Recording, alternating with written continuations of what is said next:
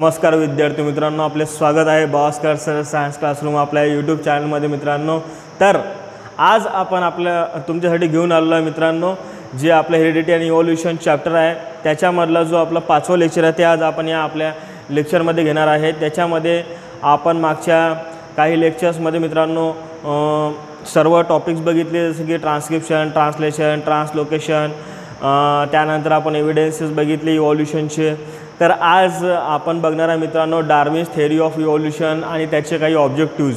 तर मित्रांनो हा जो टॉपिक आहे हा टॉपिक खूपच IMP आहे आपल्या 10th बोर्ड एक्झामिनेशनमध्ये, कारण की या टॉपिकवरती मित्रांनो मार्च 22, मार्च 23 आणि जुलै 23 या तिन्ही वर्षी हा क्वेश्चन पडलेला आहे मित्रांनो। तर याच्यावरती तुम्ही जास्त फोकस केलं तरी चालेल आणि करावंच लागेल। तर मित्रांनो डार्विन्स थेअरी ऑफ इव्होल्यूशन म्हणजेच काय, तर डार्विन्स थेअरी ऑफ सिलेक्शन मित्रांनो, तर तुम्हाला माहीतच आहे, आपण बघितलंच की जो एकदम प्रत्येक सायंटिस्ट लोकांनी, प्रत्येक वैज्ञानिकांनी स्वतःची एक थेअरी मांडली इव्होल्यूशनवरती।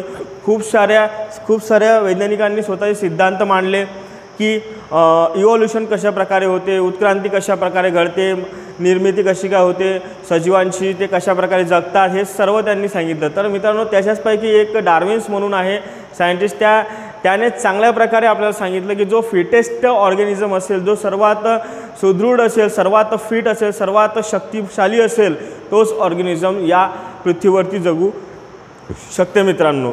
तर आपण त्या थेअरीजमधले काही पॉईंट्स बघू मित्रांनो। तर making many observation of the different species, त्यांनी जो डार्विन्स होता, डार्विन्सने खूप सारे ऑब्झर्वेशन्स केले मित्रांनो, खूप सारे निरीक्षण केलं वेगवेगळ्या स्पेसिमेनचे, म्हणजे अलग अलग ऑर्गॅनिझम्स, अलग अलग सजीवांचे त्याने काय केले, स्पेसिमेन्स सांगाडे वगैरे घेतले आणि प्रत्येक ऑर्गॅनिझमचं त्याने काय केलं मित्रांनो जवळून निरीक्षण केलं आणि जवळून निरीक्षण करून त्याने काही सिद्धांत मांडले। त्याच्यामध्ये त्याने पब्लिश केलं एक बुक, त्याचं नाव आहे सर्वायवल ऑफ फिटेस्ट।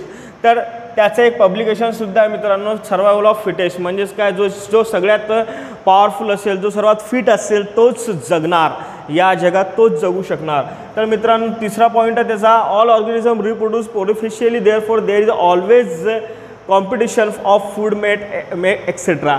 तर मित्रांनो प्रत्येक ऑर्गॅनिझम जो आहे तो रिप्रोडक्शन करणार आहे, आपल्याला माहीतच आहे रिप्रोडक्शन सेक्स्युअली किंवा असेक्स्युअल पद्धतीने करू शकतात मित्रांनो।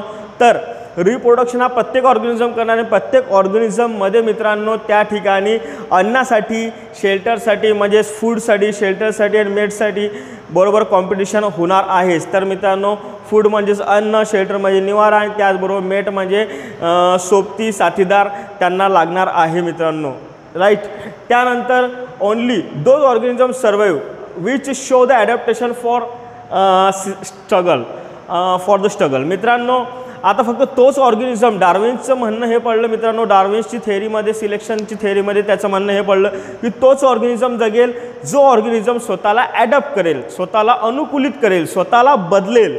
जो ऑर्गॅनिझम स्वतःला बदलणार नाही, जो ऑर्गॅनिझम स्वतःला आजूबाजूच्या वातावरणानुसार बदलणार नाही मित्रांनो, तो ऑर्गॅनिझम जगू शकत नाही, तो सजीव जगणार नाही। आणि जो स्वतःला ॲडॅप्ट करेल तो या जगात जगू शकते मित्रांनो।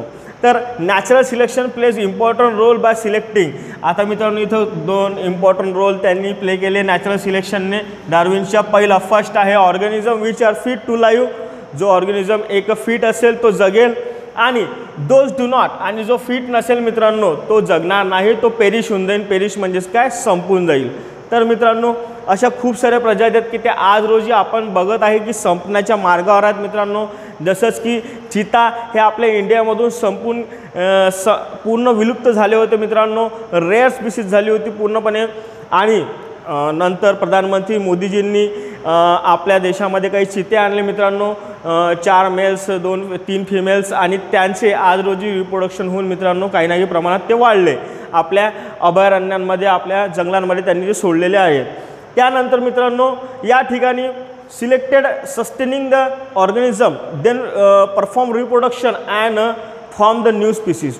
आणि मित्रांनो काहीच ऑर्गॅनिझम असतात मित्रांनो की जे रिप्रोडक्शन करतात, म्हणजे काही ऑर्गॅनिझम असतील ते सिलेक्टेड ऑर्गॅनिझम असतील ते काय करतील, परफॉर्म रिप्रोडक्शन आणि एक नवीन प्रजाती निर्माण करतील मित्रांनो। काय निर्माण करतील, एक नवीन प्रजाती तिथं निर्माण करतील, आणि त्या नवीन प्रजातीमधून मित्रांनो त्याला निर्माण होण्यासाठी खूप वेळ लागेल, in a long duration, in a long period of time, त्याला खूप वेळ लागू शकते मित्रांनो.